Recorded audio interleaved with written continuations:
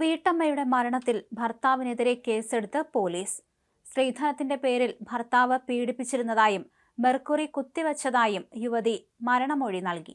ഇതിന്റെ അടിസ്ഥാനത്തിൽ പോലീസ് കേസെടുത്ത് അന്വേഷണം ആരംഭിച്ചു. ആരോഗ്യം ക്ഷയിച്ച് മാസങ്ങളോളം ചികിത്സയിൽ കഴിഞ്ഞ ശേഷമാണ് യുവതി മരണത്തിന് കീഴടങ്ങിയത്.